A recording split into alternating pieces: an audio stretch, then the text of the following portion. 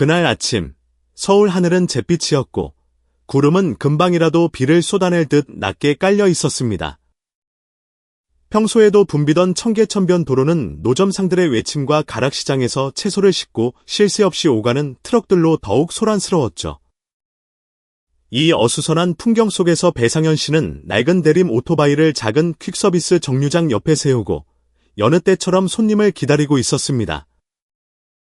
빛바랜 재킷과 긁힌 자국이 가득한 헬멧은 그가 쓴 지 오래되어 보였고 주인의 형편이 넉넉지 않음을 짐작케 했죠. 정류장 한쪽에는 낯선 아주머니 한 분이 서성이고 있었습니다. 아주머니는 수수한 옷차림이었는데 셔츠는 기시해지고 검은 바지는 색이 발에 있었습니다. 손에는 꼬깃꼬깃한 동전 몇 개를 꽉 쥐고 있었죠. 그 눈빛에는 걱정과 망설임이 동시에 서려 있었습니다. 그 모습을 본 상현 씨는 미간을 살짝 찌푸렸다가 이내 다가가 다정한 목소리로 물었습니다. 어디 가시게요? 퀵서비스 부르시거나 어디 가실 데 있으세요? 아주머니는 고개를 들고 잠시 망설이다 말했습니다. 저기 큰 길가까지만 가고 싶은데 돈이 모자랄까봐 아주머니가 손바닥을 펴자 1,000원도 채 되지 않는 동전 몇 개가 보였습니다. 그 모습에 상현 씨는 선하게 웃으며 손사래를 쳤습니다. 에이, 그냥 타세요. 오늘 하루 공짜로 모셔다 드릴게요. 그 돈은 갖고 계시다가 김밥이라도 한 줄 사서 헉이라도 때우세요. 한윤의 아주머니는 잠시 멈칫하더니 놀란 듯 눈시울이 붉어졌습니다. 이 각박한 도시에서 이런 친절을 만나는 게 쉬운 일은 아니었으니까요. 잠시 망설이던 아주머니는 조용히 오토바이에 올라탔습니다. 낡은 대림 오토바이가 둔탁한 시동 소리를 내며 바쁜 차들 속으로 합류했습니다. 상현 씨는 천천히 그리고 능숙하게 오토바이를 몰았습니다. 윤희 씨는 뒤에 앉아 먼 곳을 바라보다가 이따금 햇볕에 그을린 운전자의 얼굴을 힐끗 쳐다봤습니다. 그녀가 낮은 목소리로 입을 열었습니다. 퀵서비스 일은 오래 하셨어요. 한 10년 넘었네요, 아주머니. 배운 게 짧아서 오토바이 하나에 매달려 사는 거죠. 집에 있는 어린 딸의 밥이라도 먹일 수 있으면 그걸로 됐죠. 사는 게 아무리 힘들어도 애 키우는 것만큼 힘든 게 또 있겠어요. 상현 씨는 그저 허어 웃을 뿐 별다른 말을 덧붙이지 않았습니다. 마음속으로 성실하게 살면 하늘이 알고 땅이 알겠지. 굳이 드러낼 필요 있나 하고 생각했죠. 골목 어귀에 다다르자 윤희 씨가 나지막이 말했습니다. 저기서 세워주세요. 상현 씨가 길가에 바짝 오토바이를 세웠습니다.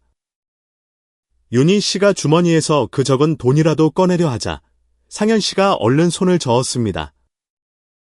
말씀드렸잖아요. 그냥 어려운 사람끼리 돕는 셈 치세요. 윤희 씨는 잠시 멍하니 서 있다가 이내 연신 고개를 숙여 감사 인사를 했습니다. 떠나기 전 아주머니가 뒤돌아서 물었습니다. 원래 이렇게 모르는 사람을 잘 도와주시나요? 상현 씨는 이마에 땀을 훔치며 단호하게 대답했습니다. 도울 수 있으면 돕는 거죠. 우리가 돈이 없지, 정이 없는 건 아니니까요. 그 말에 윤희 씨는 다시 한번 멈칫했습니다. 마치 마음속 무언가를 건드린 듯했죠. 아주머니는 가볍게 고개를 끄덕이고는 여전히 수수한 차림이었지만 전보다 한결 빛나는 눈빛으로 발걸음을 옮겼습니다. 저녁이 되어 물레동 골목에 드문드문 노란 불빛이 켜질 무렵 상현 씨가 마당으로 오토바이를 끌고 들어섰습니다. 방문 앞에는 작은 딸아이가 벌써부터 나와 기다리고 있었죠. 이제 막 초등학교 1학년이 된 다솜이는 아빠를 닮아 까무잡잡한 피부에 까맣고 동그란 눈이 반짝이는 아이였습니다. 아빠를 보자마자 아이가 달려와 물었습니다. 아빠, 오늘 콜 많이 탔어. 상현 씨는 딸의 머리를 쓰다듬으며 다정하게 웃었습니다. 우리 부녀 밥 먹을 만큼은 벌었지. 나중에 우리 다솜이가 공부 열심히 해서 아빠 짐 좀 덜어줘야지. 다솜이는 대답 대신 삐뚤빼뚤 그린 그림 한 장을 내밀었습니다. 그림 속에는 헬멧을 쓴 아저씨가 셔츠를 입은 아주머니를 뒤에 태우고 있었죠. 다솜이는 그 아주머니 주변에 마치 특별한 사람이라는 걸 강조하려는 듯 희미한 후광까지 그려 넣었습니다. 상현 씨는 그림을 보고 잠시 멍해졌습니다.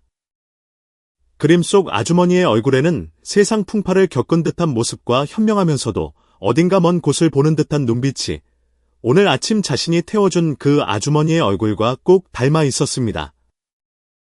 상현 씨가 무심코 물었습니다. 이 아주머니는 왜 그렸어? 아빠가 태워주는 거 봤는데. 그냥 그렸어. 근데 이 아주머니, 왠지 낯이 익은데 어디서 봤는지 기억이 안 나. 상현 씨는 그저 웃으며 딸을 품에 안았습니다. 왠지 모르게 헤어질 때 윤희 씨가 했던 말이 귓가에 맴돌았습니다. 원래 이렇게 모르는 사람을 잘 도와주시나요? 그날 밤, 강가 가로수에서 늦어름 매미 소리가 들려왔습니다. 바람은 물기와 낡은 방들의 퀴퀴한 냄새를 함께 실어 날랐죠. 상현 씨는 자리에 누웠지만 잠을 이룰 수 없었습니다. 어떤 사람은 바람처럼 삶을 스쳐 지나가지만 어떤 사람은 단 한 번의 만남만으로도 마음에 커다란 물음표를 남기기도 합니다. 덜덜거리는 선풍기 소리를 들으며 상현 씨는 딸아이가 그린 그림을 다시 바라봤습니다. 그림 속 아주머니의 눈빛은 낯설면서도 익숙했고 그는 오늘 아침의 만남이 이걸로 끝나지 않을 것 같은 막연한 예감이 들었습니다. 다음 날 아침, 좌판을 펴고 장사하는 풍경이 익숙했던 물레동 좁은 골목이 평소와 다르게 소란스러워졌습니다. 골목 사람들이 막 물건을 정리하려는데 번쩍이는 고급 승용차 한 대가 조용히 골목 어귀에 멈춰 섰습니다. 골목 전체가 술렁였고 몇몇 사람들은 팔던 채소, 바구니나 떡 상자도 내팽개치고 구경하러 달려나왔습니다. 차에서 한 여성이 내렸는데 천천히 걸었지만 자신감이 넘쳤습니다. 가벼운 화장에 몸에 딱 맞는 세련된 원피스는 우아한 자태를 돋보이게 했죠. 그 뒤를 이어 대여섯 살쯤 되어 보이는 여자아이가 분홍색 원피스를 입고 깡충깡충 엄마를 따라 내렸습니다. 마침 콜을 받으러 오토바이를 끌고 나오던 상현 씨는 그 자리에 얼어붙었습니다. 믿을 수 없다는 듯 눈을 비볐죠. 분명 어제 그 아주머니였지만 오늘의 모습은 완전히 달랐습니다. 낡고 해진 옷도 지치고 망설이던 기색도 온데간 데없었습니다. 지금 그의 앞에는 위험 있고 기품 있는 여성이 서 있었습니다. 골목 사람들은 수군거리기 시작했습니다. 세상에, 저 여자 엄청난 부자인가 봐. 저 차 좀 봐. 나 어제 저 여자 걸어가는 거 봤는데. 오늘 왜? 이거 뭔가 구린 게 있어. 간단한 일이 아닌 것 같은데. 웅성거리는 소리가 퍼져나갔습니다. 상현 씨는 어쩔 줄 몰라 서 있었고 마음 한편이 혼란스러우면서도 민망했습니다. 어제 자신이 했던 말이 떠올랐죠.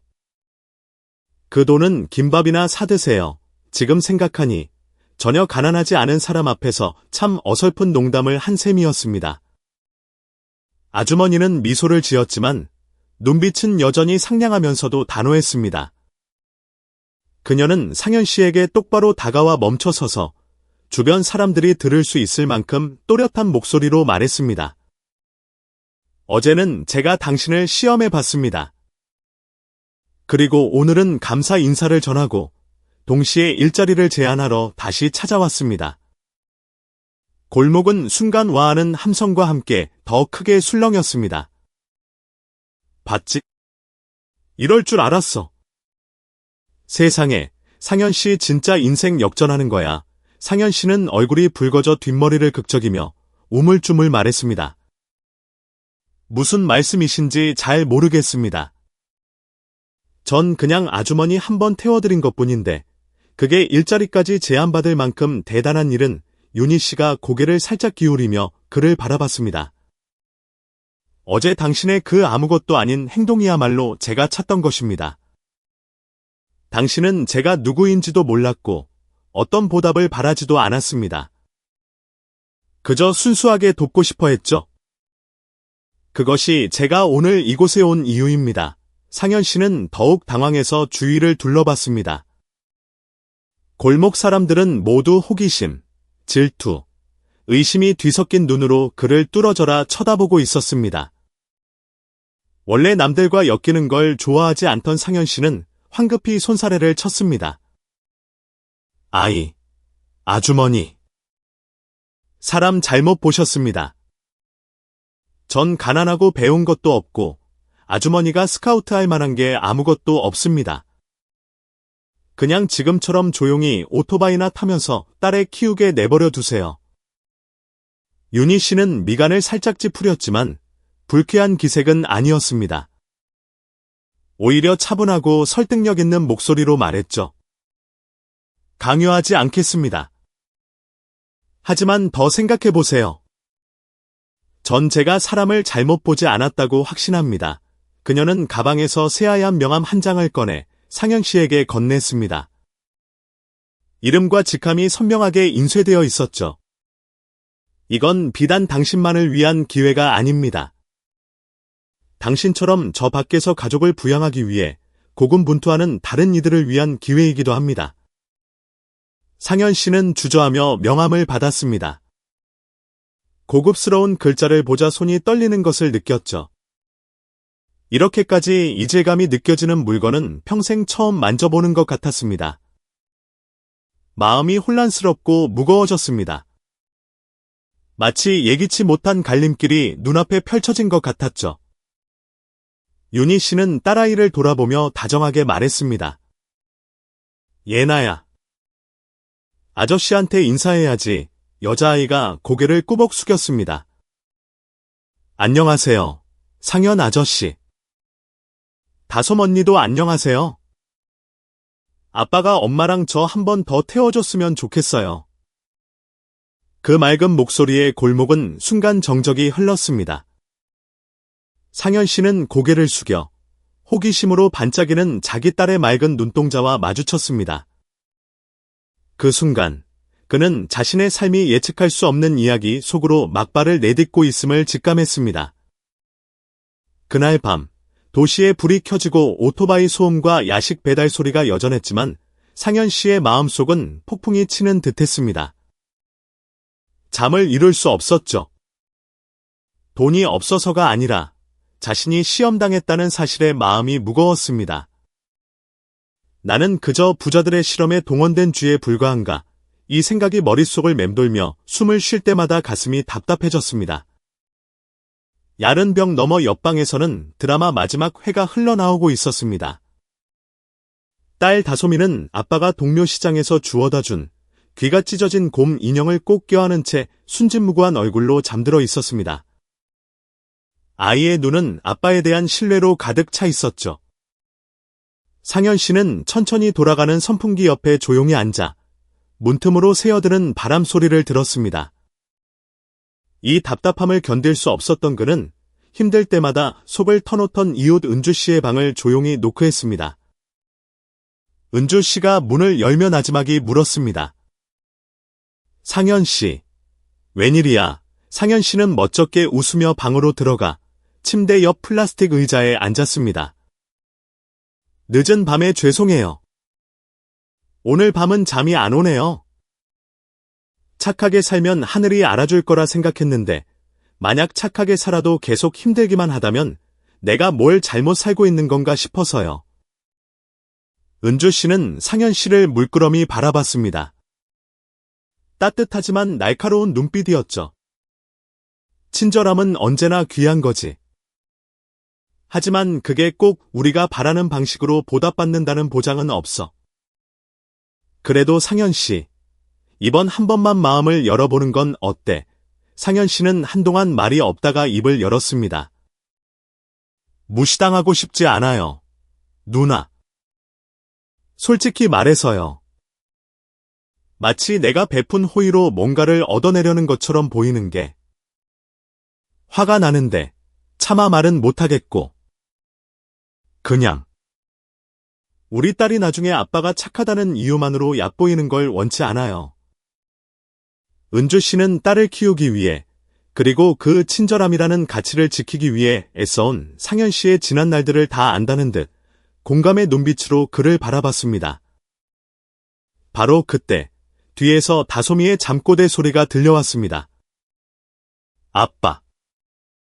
우리 집에 좋은 가스레인지 생기는 꿈 꿨어. 상현 씨는 순간 목이 메어왔고 가슴이 불에 댄 듯 뜨거워졌습니다. 아이의 소박한 꿈. 그저 따뜻한 밥을 해 먹을 수 있는 가스레인지 하나였습니다. 상현 씨는 잠든 딸의 모습을 한참 동안 바라봤습니다. 문틈으로 들어온 달빛이 아이의 머리카락에 비쳤고 그의 마음은 무겁게 가라앉았습니다. 그 좋은 가스레인지 하나가 그의 마음을 후벼 팠습니다. 딸에게 맛있는 밥 한 끼 해줄 수 있는 그 물건은 사치품이 아니었습니다. 그건 자신이 성실하게 살아도 고통받지 않을 수 있다는 증거와도 같았죠. 그는 은주 씨를 돌아보며 갈라지는 목소리로 말했습니다. 보상받으려고 착하게 산 건 아니에요. 하지만 착하게 살아도 계속 힘들다면 혹시 내가 사는 방식이 틀린 건 아닐까요? 은주 씨는 그의 손을 잡고 가볍게 쥐어주며 더는 아무 말도 하지 않았습니다. 창문으로 새어드는 노란 불빛 아래 남자는 돌처럼 무거운 마음으로 서 있었지만 동시에 무언가 새로운 것을 발견한 듯했습니다. 친절함이 그저 장식품이 되지 않도록 다시 시작하겠다는 결심이었습니다. 다음 날 아침, 상현 씨는 빌딩의 거대한 로비에 들어서며 당혹감을 감추지 못했습니다. 반짝이는 샹들리에가 달린 높은 천장, 대리석 바닥이 눈부셨죠. 수십 명의 비즈니스맨들이 낡은 재킷에 달아빠진 삼선 슬리퍼를 신은 그를 쳐다봤습니다. 세련된 사람들 틈에 끼인 그는 완벽하게 이질적인 존재였습니다. 그때 윤희 씨가 또각거리는 구두 소리와 함께 다가왔습니다. 그녀의 눈빛은 부드러우면서도 단호했죠. 그 옆에는 자신이 선택받았어야 마땅하다고 생각하는 듯한 준호 비서가 서 있었습니다. 윤희 씨가 또렷하게 말했습니다. 상현 씨, 와주셔서 감사합니다. 오늘 공식적으로 상현 씨를 저희 친절 퀵서비스 프로젝트의 고문으로 모시고자 합니다. 공기가 순식간에 얼어붙었습니다. 퀵서비스 기사 한 명이 고층 빌딩 사무실의 중요한 안건이 된 것입니다. 상현 씨는 어색하게 머리를 극적이며 핸들을 잡아 생긴 손에 굳은 살을 내려다봤습니다. 그는 조용히 물었습니다. 프로젝트는 구체적으로 어떤? 그리고 저는 뭘 하면 됩니까? 제가 누구 덕을 보는 것처럼 느끼고 싶진 않습니다. 윤희 씨가 그의 손을 잡으며 낮은 목소리로 말했습니다. 덕을 보는 게 아닙니다. 전 그저 상현 씨를 믿을 뿐이에요. 제 딸 예나가 가족 많은 세상에서 제일 좋은 사람이라고 말하는 걸 듣고 제가 틀리지 않았음을 알았습니다. 돈 때문에 일하는 사람은 필요 없습니다. 전 진심으로 이 세상을 바꾸고 싶은 사람이 필요합니다. 상현 씨는 고개를 들었고 자신을 존중하며 바라보는 그녀의 눈빛에 잠시 놀랐습니다. 그는 차분하게 말했습니다. 생각할 시간이 필요합니다. 전 예전에 은혜라는 빚 때문에 눈이 멀었던 적이 있습니다. 이젠 누구에게도 빚지고 싶지 않습니다. 제 선의가 과도한 감사함에 매수당하는 것을 원치 않습니다. 준호 비서의 미간이 찌푸려졌지만 윤희 씨는 반박하지 않고 그저 미소 지었습니다. 그녀는 한 걸음 물러나 비서를 불렀습니다. 상현 씨에게 프로젝트 자료 전부 전달하고 충분히 생각할 시간을 드리세요. 그날 아침, 늦어름 매미 소리가 처량하게 울렸습니다. 상현 씨는 쪽방촌 문 앞의 광경을 보고 자기도 모르게 벌떡 일어섰습니다. 처마 밑에 번쩍이는 새 스쿠터 한 대가 세워져 있었습니다. 검은색 잉크로 삐뚤빼뚤하게 쓰인 글씨가 눈에 띄었죠.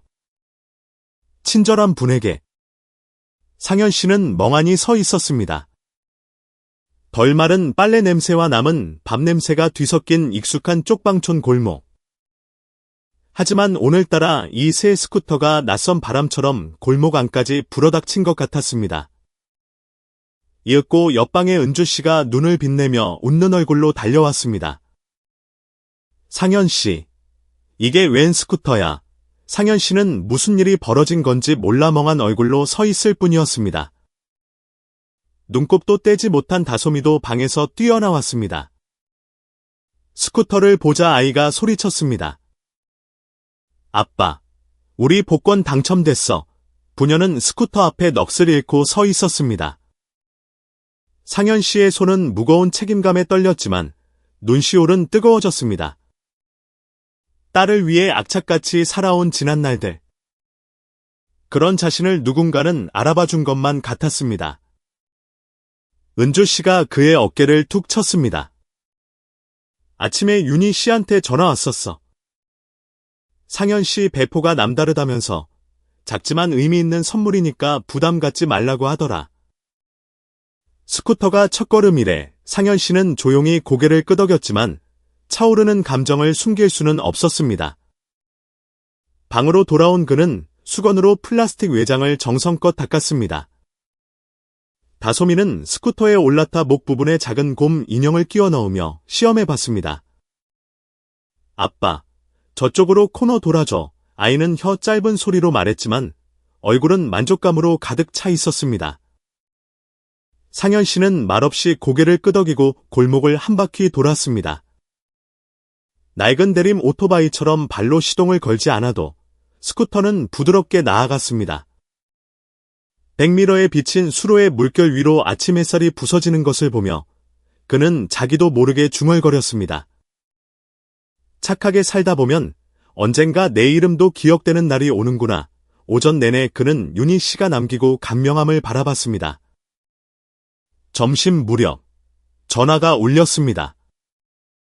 윤희 씨의 비서였습니다. 내일 오후 친절 퀵서비스 기사단 첫 모임이 있으며 상현 씨가 특별 손님으로 초대되었다는 내용이었죠. 전화를 끊고 나서도 그는 그 말을 믿을 수가 없었습니다. 다리에 힘이 풀리는 것 같았죠. 자신은 상류층 사람도 아니고 말주변도 없는데 이 고된 삶 속에서 그들과 동등한 자격으로 초대되어 자신의 이야기를 하고 또 그들의 이야기를 듣게 된 것입니다. 저녁 무렵 그는 딸을 안고 발코니에 앉았습니다. 다솜이가 아빠 품에 기대어 속삭였습니다. 아빠, 이제 우리 가난한 거 끝이야. 상현 씨는 딸을 내려다보며 젖은 눈으로 말했습니다. 우린 아직 가난해. 하지만 마음은 가난하지 않아. 딸은 아빠를 보며 믿음이 가득한 미소를 지었습니다. 상현 씨는 조용히 새 스쿠터 옆에 서서 고개를 숙이고는 스스로에게 다짐하듯 말했습니다. 선한 마음으로 새 삶을 시작하는 거야. 친절함은 화려할 필요가 없어. 그저 그 가치를 지키기만 하면 되는 거야. 오후, 동네 주민센터 강당. 상현 씨 주변으로 익숙한 얼굴의 퀵서비스 기사들이 모여들었습니다. 배민 라이더도 있었고 실직하고 힘들게 일하는 사람도 있었죠. 옷차림은 제각각이었지만 그들의 눈에는 무언가를 기대하는 빛이 역력했습니다. 그들 역시 상현 씨처럼 땀 흘려 일하고 자존심은 강했지만 친절한 사람이라는 말을 들어본 지는 오래된 사람들이었습니다. 임시로 마련된 무대 앞으로 윤희 씨가 모습을 드러냈습니다. 옆에는 준호 비서가 서 있었죠. 그녀가 연설을 시작했습니다. 오늘 친절 퀵서비스 프로젝트를 시작하는 것은 고객을 연결하기 위함이 아닙니다. 친절한 사람들을 연결하기 위함입니다. 저는 최고의 기사가 아니라 진심을 다하는 기사가 필요합니다. 다시 한번 말씀드리지만 저는 최고의 기사가 아니라 진심을 다하는 기사가 필요합니다. 보답을 바라지 않고 기꺼이 내어줄 수 있는 사람이요. 청중석이 의심의 눈초리로 술렁였습니다. 키가 크고 머리가 희끗희끗한 만식 씨가 입을 굳게 다문 채 벌떡 일어났습니다. 좋은 사람이 대체 누구요? 좋은 사람이 먹고 살만했다면 누가 돈 받고 배달 일이나 하겠소? 그의 목소리가 강당을 울리자 분위기가 순식간에 가라앉았습니다. 바로 그때 윤희 씨는 대답 대신 상현 씨를 돌아보며 그를 무대 위로 불렀습니다. 상현 씨가 조용히 무대로 올라섰습니다. 그녀는 상현 씨에게 마이크를 건넸습니다. 상현 씨, 몇 말씀 해주시죠. 상현 씨는 잠시 망설였지만 이내 자신을 바라보는 사람들의 진지한 눈빛을 마주했습니다. 그는 차분하지만 조용한 목소리로 말했습니다. 배달 일을 하면서 전 그저 딸아이를 먹여 살리기 위해 버틴다고만 생각했습니다. 얼마 전 모르는 분을 태워드리고 돈을 받지 않았습니다. 그런데 다시 만났을 때 그분이 제게 고마워한 것이 아니라 제 안에 있던 선한 마음이 저를 찔렀습니다. 그뿐입니다. 그의 말은 마치 시원한 바람처럼 강당을 스쳤습니다. 그 모습을 본 윤희 씨가 미소를 지으며 모두를 향해 말했습니다. 친절함은 씨앗과 같습니다. 믿음 없이 씨를 뿌리는 자는 수확을 기대할 수 없습니다. 잠시 후 그녀는 운영 모델에 대해 설명하기 시작했습니다. 모든 오토바이는 보험에 가입될 것이며 각 기사들은 안전운전 및 응대 기술 교육을 지원받을 수 있다는 내용이었습니다. 몇몇은 고개를 끄덕였지만 몇몇은 여전히 의심을 거두지 못했습니다. 그때 밤늦게까지 오토바이를 타며 두 아이를 키우느라 지친 눈을 하고 있던 미경 씨가 조용히 일어섰습니다. 그녀는 허리를 숙여 인사하고는 말없이 자리로 돌아갔습니다. 요란하지 않았지만 당신의 말을 믿겠다는 의미가 담긴 작은 행동이었습니다. 강당은 다시 조용해졌습니다. 윤희 씨가 마지막 말을 전했습니다. 내일이 되면 여러분은 친절함으로 배를 채울 수 있는가라는 질문에 스스로 답을 찾게 될 것입니다. 사람들은 희망과 호기심이 뒤섞인 눈으로 서로를 바라봤습니다. 다음 날 이른 아침, 서울은 아직 잠에서 덜 깼지만 상현 씨의 작은 정류장은 햇살로 가득 찼습니다. 그가 새 스쿠터를 막 닦고 있을 때였죠. 낯선 대학생 무리가 휴대전화를 손에 들고 다가왔습니다. 혹시 친절한 퀵서비스 아저씨 맞으세요? 저희가 사진 좀 찍고 인터뷰해도 될까요? 상현 씨는 유명세가 익숙지 않아 잠시 주춤했습니다. 한 여학생이 휴대전화를 들고 물었습니다. 인터넷에서 가난한 사람한테 돈 안 받는 퀵서비스 기사님 영상 봤는데 혹시 아저씨세요? 상현 씨는 어색하게 머리를 극적이며 웃었습니다. 뭐, 그런 것 같네요. 사진 몇 장을 찍고 대학생들이 떠났습니다. 상현 씨는 차가운 보리차를 한 모금 마시며 멍하니 서 있었죠. 그가 돌아봤을 때 은주 씨의 휴대전화 단톡방에는 이미 알림이 울리고 있었습니다. 아저씨 영상 지금 난리 났어요. 몇 시간 만에 조회수 500만이에요.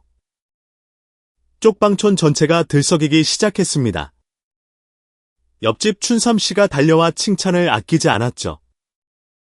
세상에, 상현 씨 좋은 일 하더니 스타 됐네. 은주 씨도 옆에서 흐뭇한 미소를 감추지 못했습니다. 상현 씨는 그저 웃으며 다솜이가 준 곰 인형을 꽉 쥘 뿐이었습니다. 그의 머릿속에는 저는 최고의 기사가 아니라 진심을 다하는 기사가 필요합니다. 라는 윤희 씨의 말만 맴돌았습니다. 한편 온라인 커뮤니티의 반응은 엇갈렸습니다. 진심으로 그를 응원하는 사람들도 있었지만 의심하는 댓글도 적지 않았죠. 뻔하네. 새로 론칭하는 프로젝트 바이럴 마케팅이구만. 자선 사업이라면서 여배우처럼 풀 메이크업 했네. 상현 씨는 그 댓글들을 읽고 조용히 한숨을 내쉬었습니다. 굳이 해명할 필요 없이 그저 그 가치를 지키면 된다고 생각했죠. 그 혼란스러운 분위기 속에서 다솜이가 학교를 마치고 돌아왔습니다. 방에 들어서자마자 같은 반 친구 하나가 아빠의 새 오토바이를 힐끗 보더니 비아냥거렸습니다. 너네 아빠 인터넷에서 쇼하는 거라며? 우리 엄마가 그랬는데 다솜이는 깜짝 놀라 눈물이 왈칵 쏟아졌습니다. 아이는 곰 인형을 껴안고 아빠 품으로 파고들었습니다. 아빠. 애들이 아빠 인터넷에서 착한 척하는 거라고 놀려. 상현 씨의 가슴이 꽉 막히는 것 같았습니다. 그는 아무 말 없이 딸을 안아주었고 가슴이 아려왔습니다. 그날 밤, 그는 딸아이 옆에 누웠습니다. 그가 조용히 속삭였습니다. 아빠가 우리 다솜이 부끄럽지 않게 살면 되는 거지. 아이가 작은 목소리로 대답했습니다. 응. 난 아빠가 착한 거 알아. 하나도 안 부끄러워. 부녀는 그렇게 나란히 누웠습니다. 깊은 밤, 서울은 고요해졌습니다. 그는 휴대전화를 꽉 쥐었습니다. 영상은 칭찬과 비난 속에서 계속 퍼져나가고 있었지만 그의 손에는 부녀 간의 평화, 그리고 무언가 옳은 일을 하고 있다는 확신이 있었습니다. 그날 아침, 서울에는 갑자기 폭우가 쏟아졌습니다. 상현 씨의 작은 정류장도 흠뻑 젖었죠. 그가 막 오토바이를 닫고 났을 때였습니다.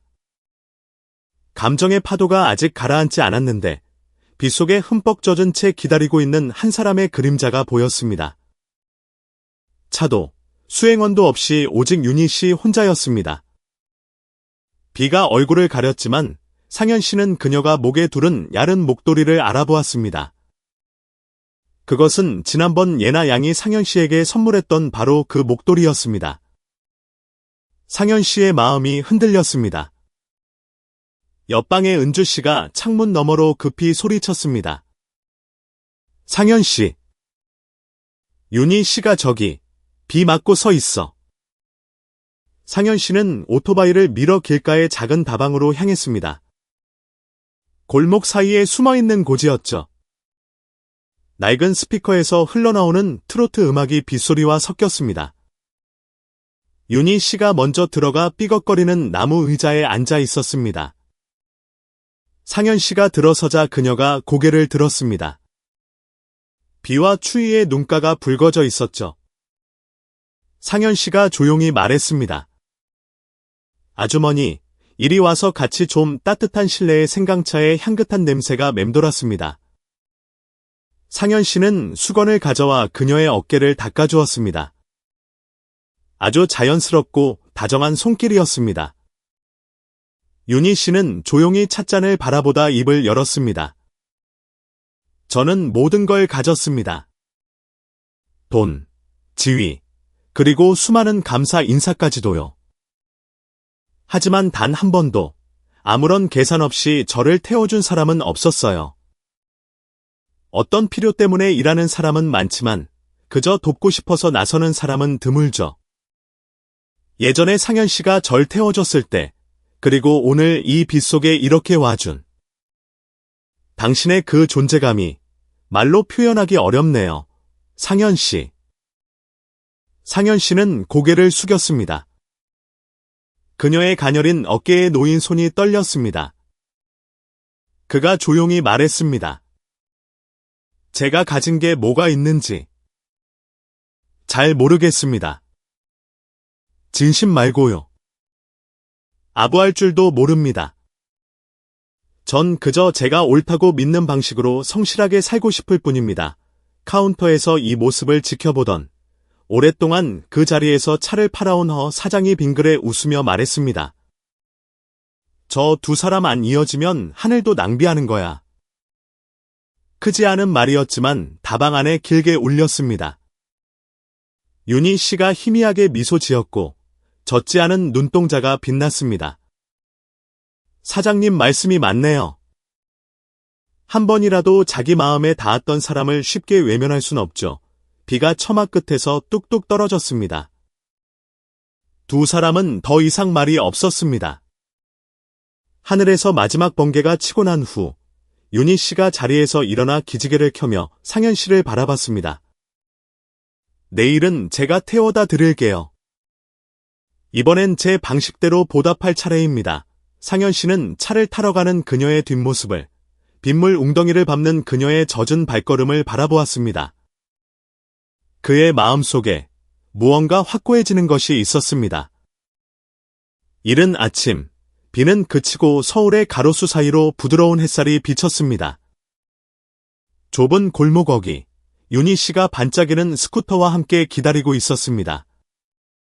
상현 씨는 아직도 어색한 듯 머뭇거리며 다가왔습니다. 그녀처럼 세련된 여성이 운전하는 스쿠터 뒤에 타는 것이 영 익숙하지 않았기 때문이죠. 하지만 그녀의 단호한 눈빛을 보고는 그도 피식 웃으며 고개를 끄덕였습니다. 오늘은 제가 손님이네요.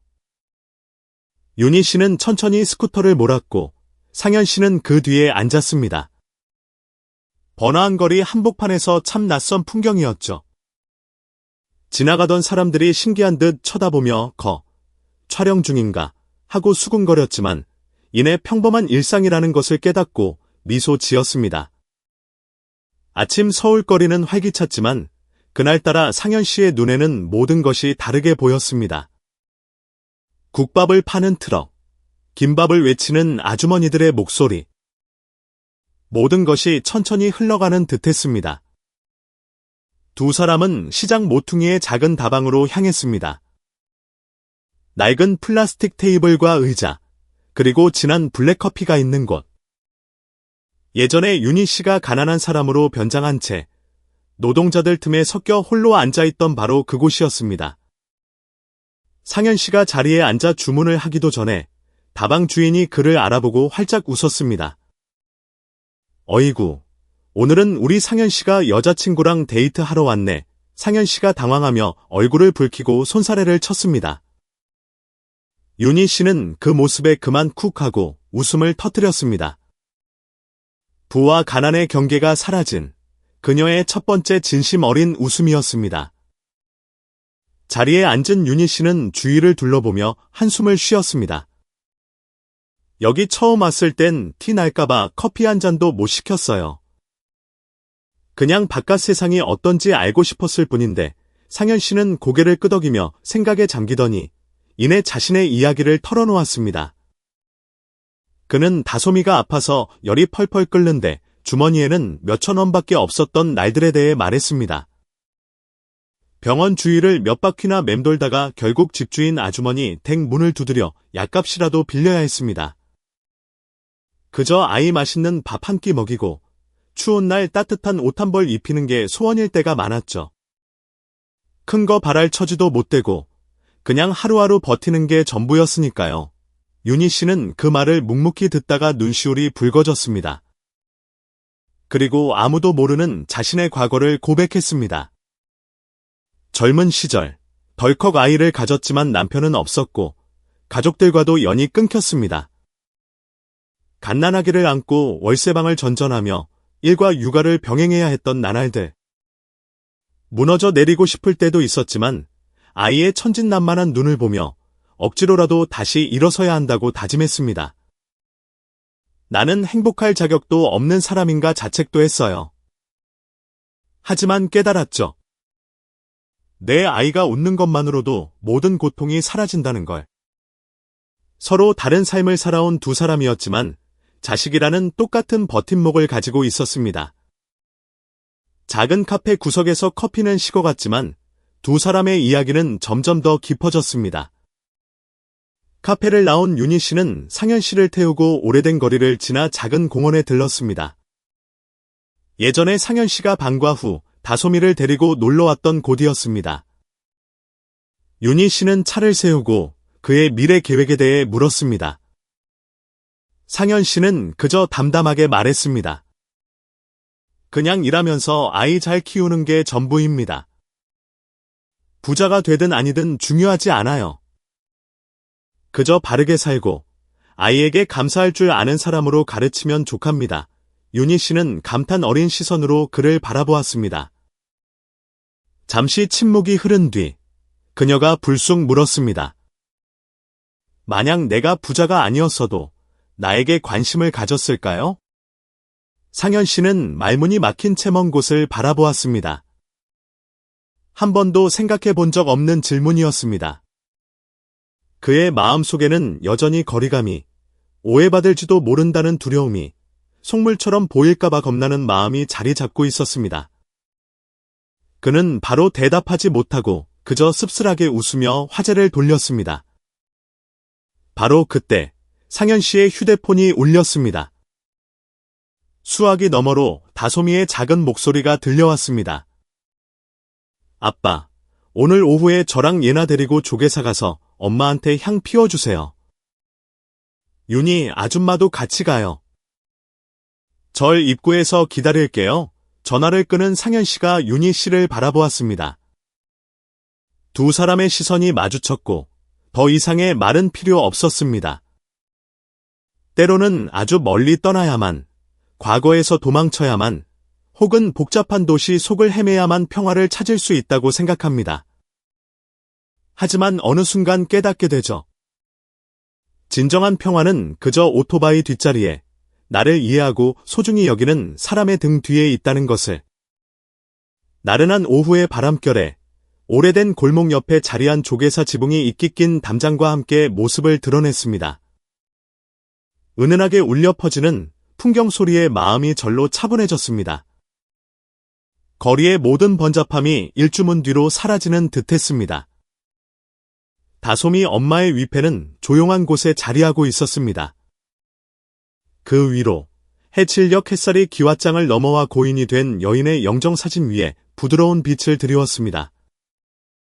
다솜이는 교복을 단정하게 차려입고 머리를 양갈래로 따았습니다.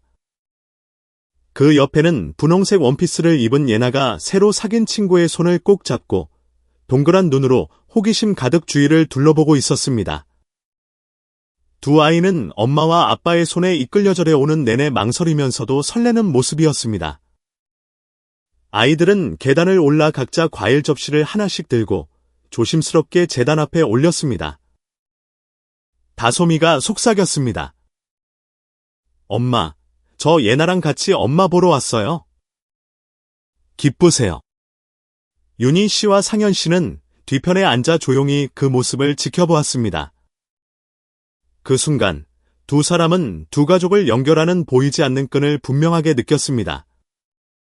그것은 단순한 도움을 넘어선 고인에 대한 그리움과 감사가 섞인 애정이었습니다.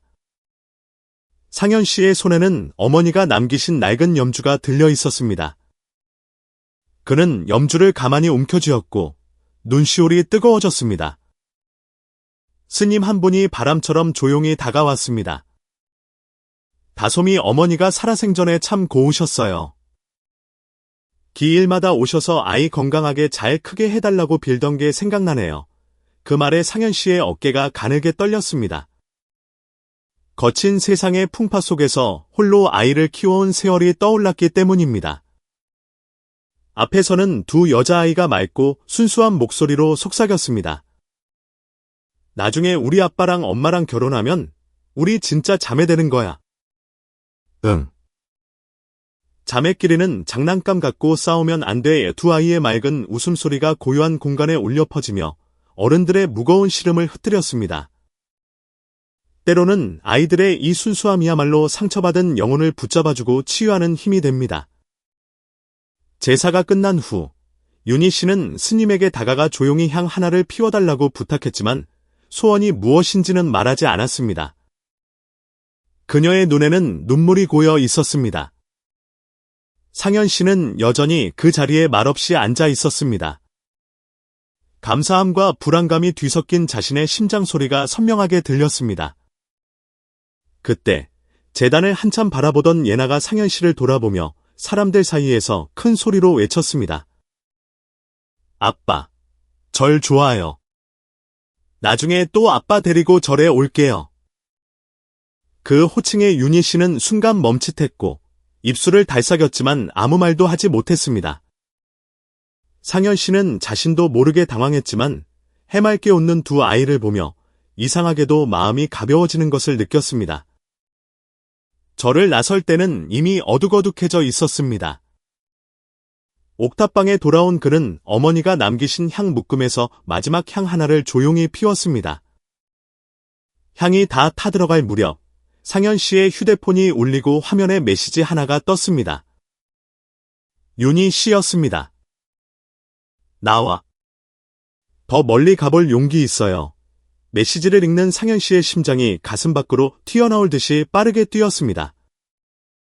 그 질문은 새로운 관계에 대한 초대일 뿐만 아니라 그동안 그를 올감했던 모든 두려움과 의심에 대한 도전이었습니다. 그날 밤, 그는 절에서 아이들이 했던 순진한 질문을 떠올리며 뒤척였습니다. 아빠랑 엄마랑 결혼하면 우리 진짜 자매 되는 거야. 어쩌면 어른들이 스스로의 마음을 깨닫기도 전에 아이들이 먼저 어른의 마음을 알아채는 건지도 모른다는 생각이 들었습니다. 오늘 아침, 한 고급 호텔의 대연 회장이 평소와 다르게 소란스러웠습니다. 사방에는 착한 배달 프로젝트라고 적힌 현수막이 걸려 있었습니다. 앞쪽에는 수십 대의 카메라가 몰려들었고 플래시가 쉴 새 없이 터졌습니다. 객석에는 여러 기업 대표들과 언론사 관계자들, 그리고 이 프로젝트로 도움을 받았던 적지 않은 시민들이 자리하고 있었습니다. 상현 씨가 무대 위로 올라서자 장내가 술렁이기 시작했습니다.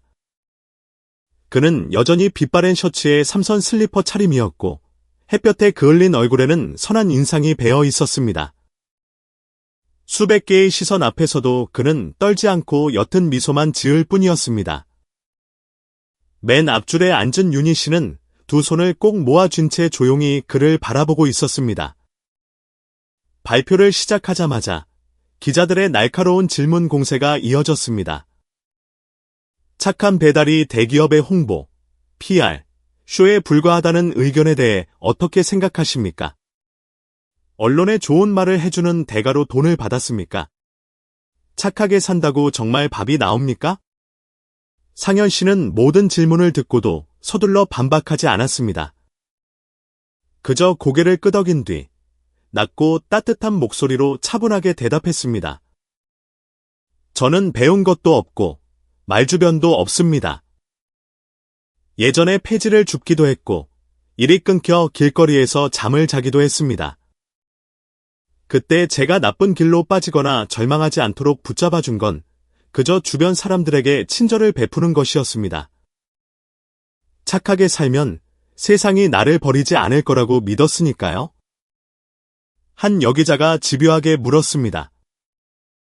그렇다면 이 사회에서 착함이란 그저 순진한 생각이라고 보지 않으십니까? 손해본다고 생각한 적은 없으신가요? 상현 씨는 미소 지으며 고개를 저었습니다. 착하게 살아서 손해를 본다 해도 저는 그냥 착하게 살 겁니다. 그래야만 제가 사람답게 사는 거니까요. 그리고 우리 모두 누군가에게 대가 없는 도움을 받아본 적이 있다고 믿습니다.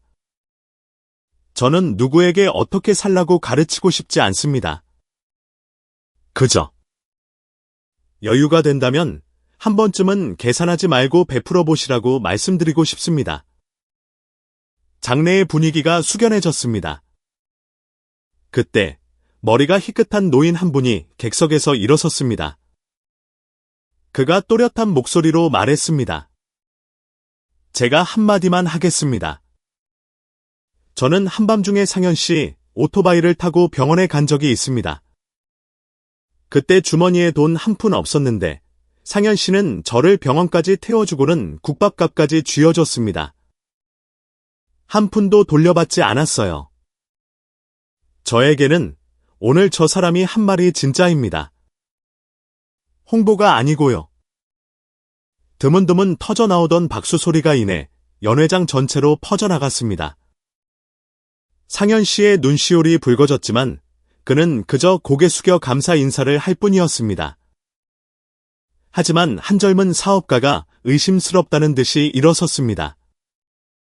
하지만 프로젝트는 선의만으로 되는 게 아닙니다. 배달 기사님들이 공동의 목표를 위해 뭉칠 거라고 보십니까? 아니면 돈 때문에 뭉칠 거라고 보십니까?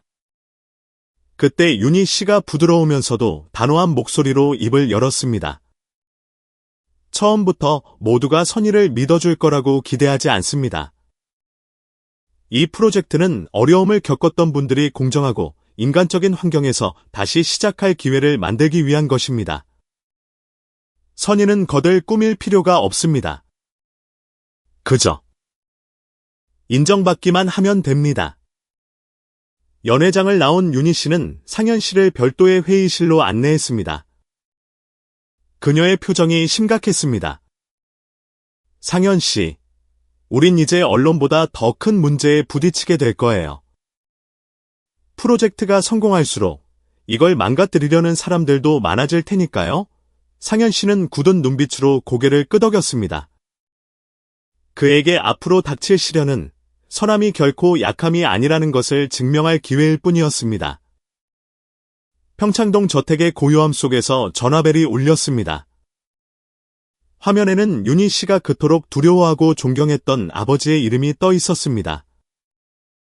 한상철 회장의 집무실은 완전히 다른 세상이었습니다. 짙은 갈색 목재로 뒤덮인 벽, 차가운 공기. 윤희 씨는 애써 침착함을 유지하며 전화를 받았습니다. 무슨 일로 전화하셨어요? 아버지. 집으로 오너라. 지금 당장 얘기 좀 해야겠다. 대화는 냉정한 선언으로 시작되었습니다. 그 남자를 선택한다면 너와의 모든 인연을 끊겠다.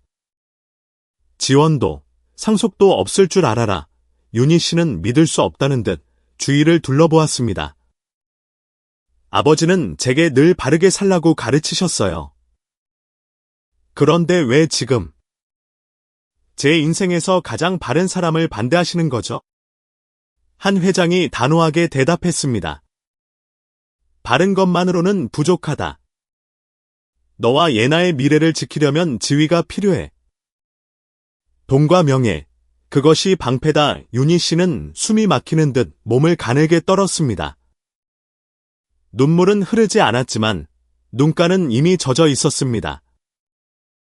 전 아버지가 두려웠어요. 하지만 지금 제가 두려운 건 딱 하나예요. 저에게 다시 사람을 믿게 해준 그 사람을 잃게 되는 거요. 그 시각, 골목 몇 개를 사이에 둔 작은 옥탑방에서 상현 씨는 낡은 짐들 사이에 앉아 있었습니다. 마치 과거를 정리하려는 사람처럼. 윤희 씨가 제 마음을 추스르기도 전에 그녀의 휴대폰이 다시 울렸습니다. 상현 씨가 프로젝트 단톡방을 나갔습니다. 나는 메시지가 떠 있었습니다. 그의 퇴장은 그 어떤 말보다 더 큰 물음표를 남겼습니다. 그녀는 천장을 올려다보며 방금 전 아버지가 한 말을 곱씹었습니다. 이번에 그녀가 맞서기로 한 결정은 모든 것을 걸어야 한다는 의미였습니다. 가문의 명예라는 경계선에 맞서더라도 자신의 마음에 솔직해질 용기가 필요했습니다. 절에서 다솜이와 함께 앉아있던 상현 씨의 눈빛, 다방에서 나누었던 농담과 웃음. 모든 기억이 한꺼번에 밀려왔습니다. 그녀는 자리에서 일어나 발코니로 나갔습니다. 가문의 명예와 자기 자신의 목소리, 둘 중 하나를 선택해야만 했습니다. 이른 아침 햇살이 옥탑방의 좁은 창틈으로 스며들었습니다. 상현 씨는 일찍 일어나 몇 안 되는 짐을 해진 배낭에 차곡차곡 챙겼습니다. 다솜이는 아빠가 동묘시장에서 주워온 작은 곰 인형을 꼭 껴안은 채 아직 깊은 잠에 빠져 있었습니다. 오늘이 두 부녀가 이곳에서 보내는 마지막 아침이었습니다. 상현 씨는 방문을 잠그고 마당으로 나섰습니다. 골목 입구에는 윤희 씨가 선물한 새 오토바이가 세워져 있었습니다. 그는 묵묵히 오토바이를 끌고 은주 씨에게 갔습니다. 누님, 이 오토바이 좀 맡아주세요. 혹시 필요한 사람 있으면 빌려주세요. 선한 사람이 준 거니까.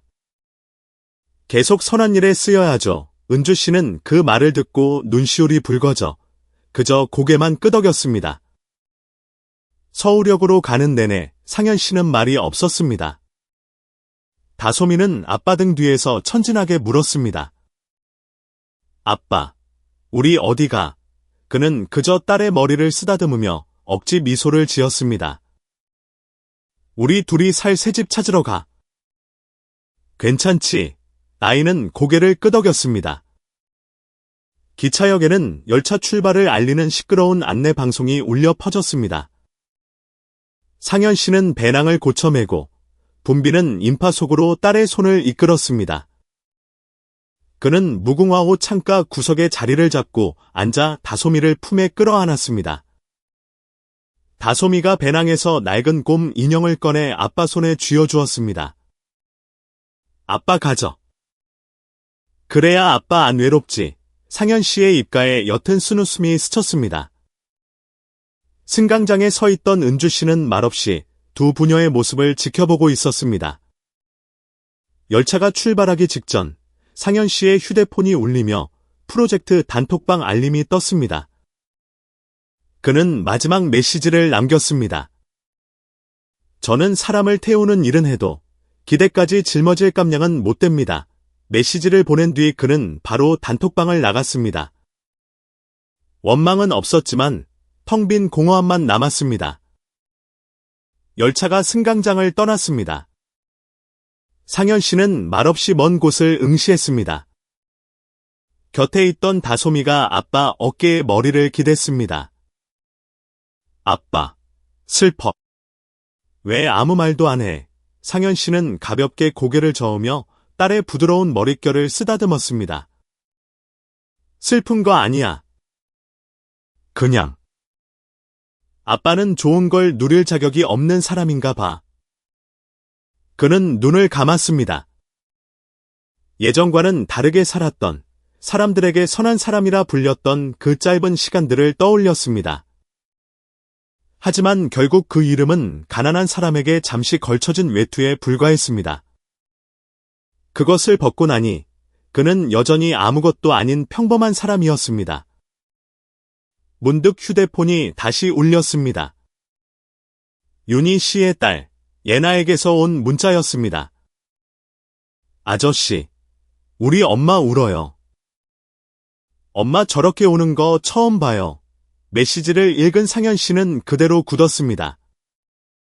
가슴 속에서 묵직한 통증이 올라왔지만 그는 답장하지 않고 곰 인형을 꽉 껴안을 뿐이었습니다. 그는 알았습니다. 자신이 떠나온 그 도시 어딘가에도 이름 붙일 수 없는 슬픔 때문에 울고 있는 한 사람이 있다는 것을. 깊은 밤, 작은 골목이 잠에 빠져 있을 때였습니다. 은주 씨의 방에 불이 환하게 켜지고 전화벨이 요란하게 울렸습니다. 수화기 너머로 어른들의 다급한 목소리와 함께 예나의 울음 섞인 목소리가 다급하게 들려왔습니다. 아줌마, 우리 엄마. 엄마가 병원에 실려갔어요. 상현 아저씨한테 빨리 연락 좀 해주세요. 너무 무서워요. 은주 씨는 큰 충격을 받고 황급히 상현 씨에게 전화를 걸었습니다. 수화기 너머 상현 씨의 목소리는 잠시 멎는 듯하더니 몇 초 만에 단호해졌습니다. 그는 이유도 묻지 않고 급히 짐을 챙겨 딸의 손을 잡고 어두운 밤거리로 뛰쳐나왔습니다. 떠나온 지 며칠 만에 처음으로 모든 망설임과 자존심이 사라지는 것을 느꼈습니다. 병원 응급실 앞은 환한 불빛으로 가득했습니다. 상현 씨가 달려갔을 때 예나는 경비 아저씨 품에서 다솜이를 껴안은 채 떨고 있었습니다. 두 아이는 서로를 꼭 붙잡고 있었고 눈은 퉁퉁 부어 있었습니다. 그는 몸을 숙여 두 아이를 한꺼번에 품에 안고 머리를 쓰다듬으며 나지막이 안심시켰습니다. 아저씨 왔어. 이제 괜찮을 거야. 윤희 씨는 이동 침대에 누워 창백한 얼굴로 가쁜 숨을 몰아쉬고 있었습니다. 잠시 정신이 들자 그녀는 간호사에게 힘겹게 부탁했습니다. 상현 씨 만나면 이 편지 좀 전해주세요. 만약 제가 잘못되면 예나 좀 부탁드린다고 간호사가 급히 작게 접힌 쪽지를 상현 씨의 손에 쥐어주었습니다. 휘갈겨 쓴 절박한 글씨를 읽는 상현 씨는 한동안 그 자리에 멍하니 서 있었습니다. 손이 가늘게 떨렸고 눈시울이 붉어졌습니다. 바로 그때 또렷한 구두굽 소리가 들려왔습니다. 근엄한 표정의 한상철 회장이 나타났습니다. 그는 상현 씨를 향해 빠르게 걸어오며 샅샅이 훑어보는 듯한 눈빛으로 물었습니다. 자네가 여긴 어쩐 일인가? 노골적인 불쾌감이 섞인 목소리였습니다. 상현 씨는 고개를 들어 침착하게 대답했습니다. 허락받으러 온 거 아닙니다. 지금 저를 가장 필요로 하는 사람 곁에 있고 싶어서 왔습니다. 두 남자의 시선이 허공에서 부딪혔습니다. 예전에 상현 씨였다면 스스로 자격이 없다고 느꼈겠지만 지금 그는 딸을 잃을까 두려워하는 한 아버지의 외로움과 고집의 연민을 느낄 뿐이었습니다. 결국 한 회장은 더 이상 아무 말도 하지 않고 조용히 뒤로 물러섰습니다. 상현 씨가 보호자 자격으로 수술 동의서에 서명할 수 있도록 자리를 비켜준 것입니다. 응급실 밖의 밤은 유난히 길게 느껴졌습니다. 상현 씨는 유리문 옆에 조용히 앉아 수술실 위 붉은 등에서 눈을 떼지 못했습니다. 그의 손에는 윤희 씨가 남긴 작은 쪽지가 3개 쥐어져 있었습니다. 그는 차마 대답하지 못했던 그 질문을 떠올렸습니다. 내가 부자가 아니었어도 나에게 관심을 가졌을까요? 기재 그런 것은 아무래도 좋았습니다. 가장 필요한 순간, 곁에 있어주는 것. 그것만이 중요했습니다. 마침내 응급실 위에 붉은 등이 꺼졌습니다. 문이 열리고 의사가 안도하는 미소를 지으며 걸어 나왔습니다. 수술은 잘 끝났습니다. 환자분이 깨어나자마자 상현 씨 이름부터 찾으시더군요. 상현 씨는 그제야 긴 한숨을 내쉬었고 다리에 힘이 풀려 주저앉을 뻔했습니다. 한 회장은 그 모습을 조용히 지켜보았습니다. 그의 차가웠던 눈빛이 처음으로 놀라움과 깊은 생각으로 흔들렸습니다. 의사의 안내로 회복실에 들어섰습니다. 침대에 누운 윤희 씨가 반짝이는 눈으로 그를 바라보았습니다. 무서웠어요. 당신에게 미처 하지 못한 말이 많아서. 그런데 제가 가장 약해졌을 때 제일 먼저 떠오른 사람이 당신이었어요. 상현 씨는 그녀의 손을 잡았습니다. 아무 말 없이 그저 조용히 곁을 지켰습니다. 그동안의 모든 서러움과 의심, 자존심이 눈 녹듯 사라졌습니다. 임시로 머물던 옥탑방은 이제 임대 아파트의 작은 보금자리로 바뀌었습니다. 초가을의 부드러운 저녁 햇살이 발코니 창을 통해 들어왔습니다. 상현 씨는 낡은 책상에 기대서서 무언가를 열심히 고치고 있었습니다. 파란색 도화지로 만든 2개의 이름표, 다솜과 예나가 나란히 붙어 있었습니다. 두 아이가 직접 쓴 삐뚤빼뚤한 글씨였습니다. 아빠랑 엄마랑 결혼하면 우리 자매 되는 거야. 라던 다솜이의 순진한 질문이 이제 완벽한 답을 찾은 듯했습니다. 저녁이 되자 4식구를 위한 밥상이 차려졌습니다. 비좁은 나무 식탁 위에는 된장찌개와 흰쌀밥, 그리고 몇 가지 나물 반찬이 전부였습니다. 두 소녀의 명랑한 웃음소리가 작은 집안을 가득 채웠습니다.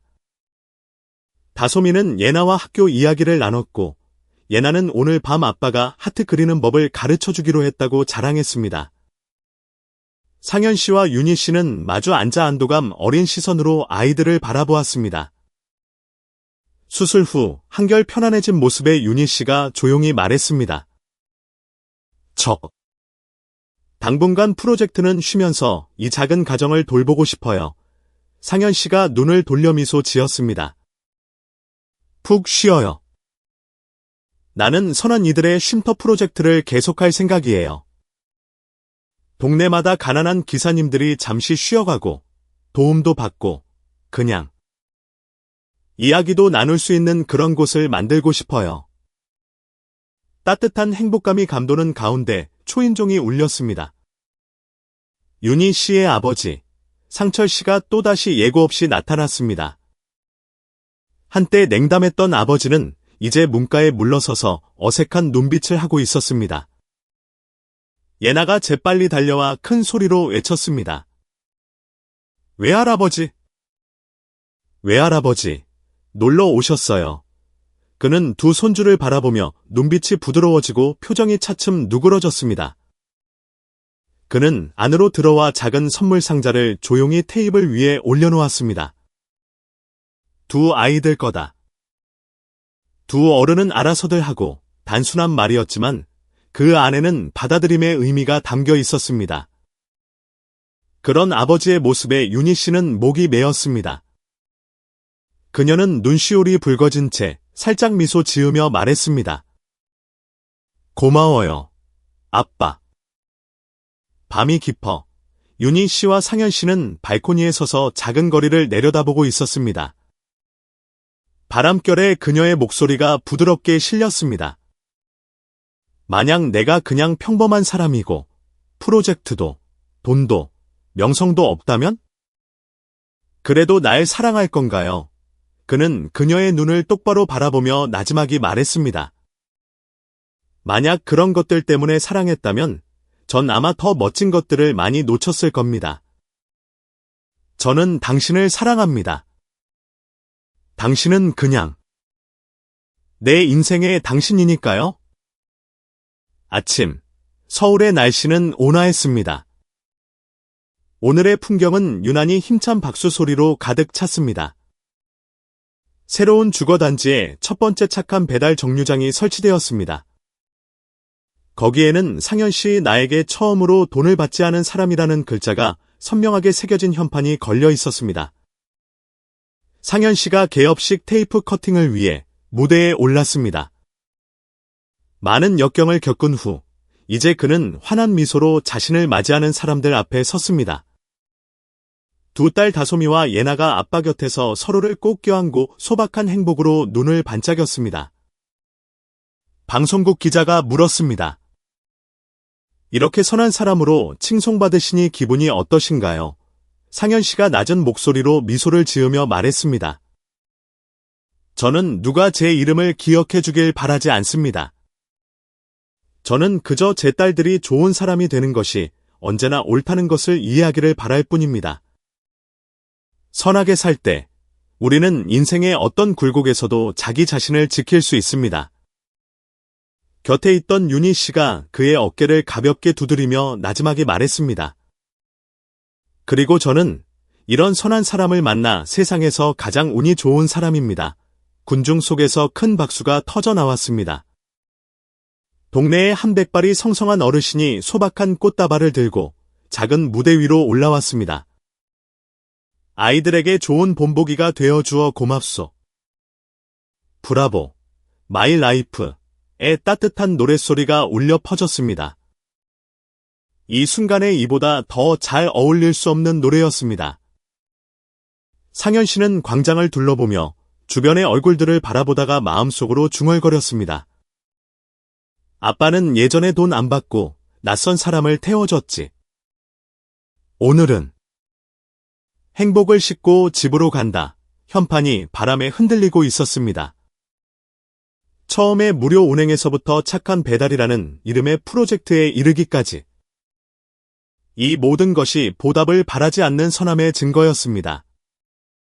행사가 끝나고 부드러운 저녁 햇살이 비추는 가운데 그들의 작은 보금자리가 그곳에 있었습니다.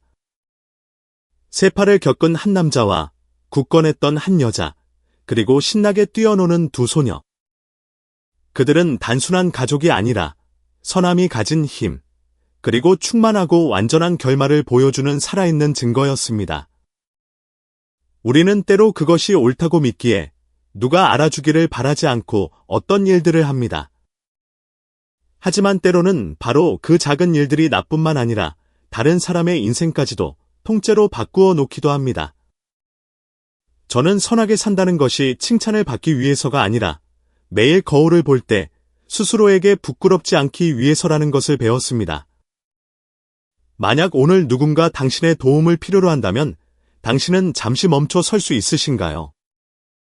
이 이야기가 여러분에게 생각할 거리를 주었다면 댓글로 길본을 남겨주세요. 여러분은 어느 지역에서 이 영상을 보고 계신가요? 댓글로 알려주세요. 그리고 만약 이렇게 따뜻한 일상의 이야기들을 좋아하신다면 다음 영상을 놓치지 않도록 채널 구독 잊지 마세요.